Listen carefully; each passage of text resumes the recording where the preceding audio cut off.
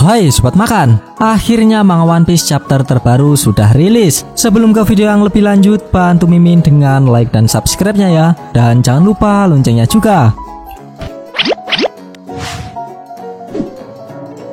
Sebelumnya perlu Mimin ingatkan, ini spoiler ya. Bagi yang hanya menikmati animenya saja dan gak mau kena spoiler, bisa tutup video ini sekarang. Lihat dikit-dikit juga boleh. Pada cover manga One Piece chapter 1107 ini, terdapat gambar Bewo merasa canggung setelah melihat Law tidur dengan harimau salju. Judul chapter kali ini adalah Aku Sudah Mencari-Carimu. Di awal scene kita diperlihatkan bajak laut raksasa menuju Egghead untuk Sangat Nikah. Lalu Dory dan Brogy memerintahkan yang lain untuk menenggelamkan kapal musuh. Oimo, Kanshi, ajak yang lain dan memutarlah. Tenggelamkan semua kapal yang kalian lihat. Dan hati-hati dengan meriam itu. Mendengar perintah kaptennya, Oimo dan Kanshi menjawab, Roger kapten, bersiaplah kalian brengsek, maju! Setelah itu bajak laut raksasa membabi buta menghancurkan kapal angkatan laut. Di sisi angkatan laut mereka nampak panik melihat bajak laut raksasa semakin menggila. Para bajak laut Giant Warrior telah muncul. Di mana mereka sebenarnya selama ini? Banyak sekali anggota lama mereka yang juga terlihat. Apa sebenarnya yang mereka inginkan? Kami memastikan adanya Brogy the Red Ogre dan juga Dory the Blue Ogre. Para bajak laut raksasa telah mendarat. Hancurkan mereka berkeping-keping, kata pihak angkatan laut. Sementara itu Usopp melihat mereka datang. Ia nampak terkejut dengan tangisan haru. Para masterku, tapi sedang apa mereka di sini? Master Brogy, Master Dory, kata Usopp.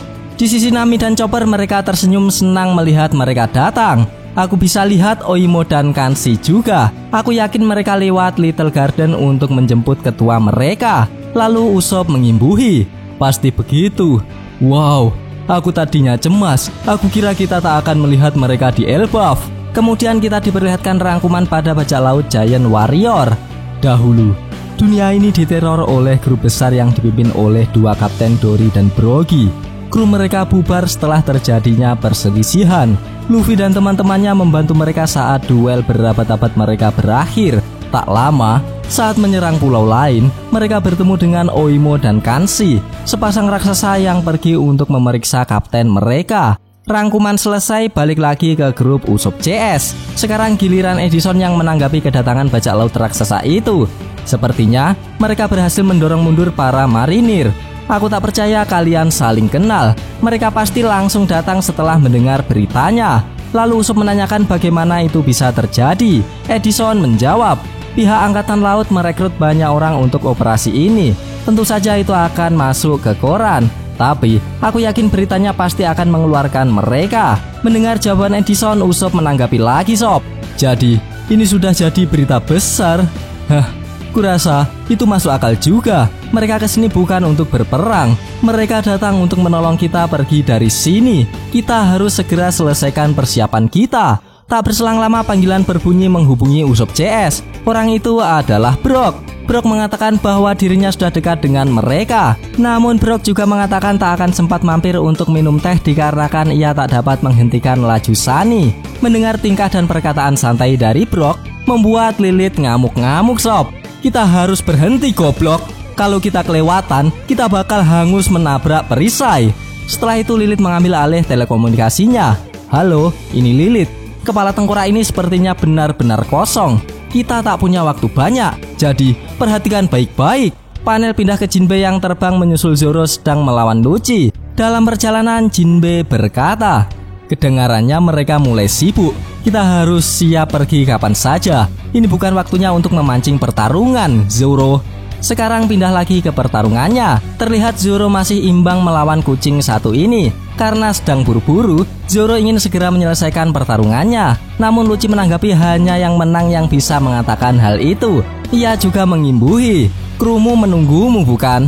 Kalau begini, kau hanyalah jadi beban. Kru bodohmu itu tak akan bisa selamat jika mereka tak rela mengorbankan tangan demi tubuhnya. Menyerah sekarang akan lebih membantu mereka. Menunggu untuk seonggok mayat itu juga percuma. Mendengar perkataan pedas dari Lucci, Zoro membalas, kau bicara seperti kau yang mengendalikan pertarungan ini, Rob Lucci. Panel pindah kembali sob. Kali ini diperlihatkan penyerangan pacifista terhadap kapal angkatan laut. Lalu marinir menginformasikan kepada wakil Admiral Red King bahwa sekitar 30 kapal kecil dan sedang telah tenggelam dan pacifista terlihat tidak akan berhenti. Mendengar informasi itu, Red King menginstruksikan untuk menarik kapal kecil untuk mundur dan memajukan formasi kapal perang serta tidak boleh memberi celah. Bawahannya langsung menyetujui rencana dari Red King. Setelah itu Red King berkomentar, "Pemandangan yang menyedihkan. Tak kusangka kita marinir harus menembak ke senjata kita sendiri," kata Red King sembari kita diperlihatkan pacifista yang tumbang. Panel pindah ke pertarungan utama. Terlihat Luffy mantul-mantul cengisan bertanya kepada Bonnie, "Hei Bonnie, kenapa kau menangis?" Bonnie menjawab, "Mana mungkin, aku tak menangis dasar bodoh. Aku sudah lama mencarimu." Lalu Luffy menanggapi, tapi bukannya dari tadi aku di sini." Bonnie menegaskan, "Memang, tapi aku tak tahu kalau kau nikah." Mendengar nikah, Luffy bertanya, "Nikah? Apaan tuh? Oh ya, pukulan lembek macam apa yang mau kau pakai tadi?" Bonnie menjawab, "Aku tadi mau pakai pukulan besar lentur sepertimu. Kalau memang lembek, kenapa kau tak tunjukkan bagaimana yang seharusnya? Pukul si tua bangka itu demi Vegapunk agar kita bisa pergi dari sini." Mendengar perkataan mereka, Saturnus geram dan angkat bicara bahwa kecoa macam mereka tak berhak hidup. Lalu dengan santai Luffy menyanggah, "Kau salah." "Oke Bonnie, kedengarannya rencana bagus." Lalu Luffy menunjukkan cara memukul yang benar. "Jadi ingat, beginilah caranya memukul," kata Luffy sambil memutar tangannya. Setelah persiapan memukul selesai, Luffy mengeluarkan teknik Gomu Gomu no Booming Down Gatling ke arah Saturnus sambil berkata, "Kau akan membayar karena telah menyakiti teman-temanku." Dan pukulan bertubi-tubi menghantam Saturnus. Hal ini membuat dirinya melesat menabrak gedung dengan sangat keras. Setelah Saturnus terhempas, Franky berkata kepada Bonnie, "Kau harus pakai kakimu kalau mau pergi dari sini, Bonnie." Namun Atlas menjelaskan fungsi terbang harusnya masih bekerja jika masih dalam pulau. Lalu Franky mengajak Vegapunk untuk segera pergi. Namun Vegapunk menolaknya. "Pergilah tanpa aku, Bonnie. Sudah lama aku menjadi dokter. Aku tahu kapan waktuku. Aku akan mati sekarang." Mendengar perkataan Vegapunk membuat yang di sana terkejut seketika. Di tengah keterkejutannya, tiba-tiba Kizaru nongol dan bersiap menembakkan laser ke arah mereka. "Mau bagaimanapun, kau akan mati.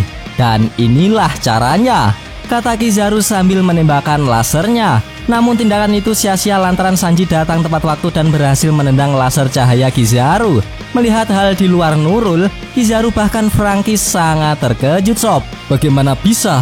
Itu kan laser," kata Franky yang masih tak percaya. Lalu Sanji dengan tatapan tajam berkata bahwa sinar tak ada bandingannya dengan cinta. Mendengar laser tak ada apa-apanya, Kizaru menanggapi, "Jika itu benar, mereka harus membuang semua buku fisika dan tulis dari awal." Merasa ada kesempatan untuk kabur, Franky CS memutuskan untuk terbang menuju pelabuhan timur laut. Sekarang tinggal Kizaru, Luffy, dan Sanji. Sambil memegangi kepala, Kizaru berkata, "Wah, aku dalam masalah besar sekarang. Mereka pasti berharap aku setidaknya membawa kepalamu setelah semua ini." Luffy pun hanya tertawa mendengar keluhan Kizaru. Sementara Sanji menyalakan udut dan berkata, "Kau sebaiknya mulai pikirkan surat permintaan maaf kalau begitu." Panel pindah ke Saturnus yang berusaha keluar dari puing-puing. Sebelum keluar, datanglah seorang mendekati dirinya. Wah, tak setiap hari kau lihat salah satu Gorosei terkapar di tanah. Lihat dirimu, kekuatan lezat macam apa yang kau punya. Muhahaha. Tak kusangka seorang Gorosei akan turun dan menemui kami. Itu belum pernah terjadi, kata orang itu. Dan ternyata orang itu adalah Devon dari bajak laut Kurohige. Ia datang bersama Van Augur. Setelah itu Devon memegang kaki Saturnus dan berkata, "Tapi itu membuat pekerjaan kami jauh lebih mudah." Misi selesai. Melihat Devon datang, Saturnus berkata, "Ada urusan apa kalian kesini?" kata Rina Devon. "Aku terkejut. Seorang buronan level 6 sepertimu memilih hidup sebagai anak buah." Mendengar perkataan Saturnus, Devon menanggapi bahwa Teach itu spesial. Gorosei berkata lebih lanjut, "Maksudmu garis keturunannya?" Devon membenarkan, "Ah, jadi kau tahu." Setelah itu Saturnus berkata kembali, "Krumu selalu merencanakan sesuatu. Apa yang kalian incar dengan tindakan ini?" Lalu Van Augur menjawab, "Seluruh dunia." Namun tanpa basa-basi lagi, Saturnus langsung menyerang mereka menggunakan kakinya. Dengan sigap Van Augur langsung berteleportasi lumayan jauh untuk menghindari serangan dan kabur. Melihat kejadian itu, Saturnus hanya bisa diam. Mungkin dalam hatinya berkata, "Lah, kok hilang?" Pindah ke sisi Van Augur yang memutuskan untuk pergi. Namun Devon mengeluh kenapa masih ada di pulau. Ia juga menanyakan tidak bisakah Van Augur berteleportasi lebih jauh. Van Augur membalas bahwa ia belum benar-benar menguasainya. Tak berselang lama muncul Caribou dari belakang mereka. "Tunggu, kumohon, tunggu sebentar. Supersonic Van Augur, Maiden Hunter Kartarina Devon. Aku tak menyangka kita bisa bertemu di tempat seperti ini. Aku juga bajak laut sepertimu. Namaku Caribou. Aku sudah lama banget mencari-cari kalian.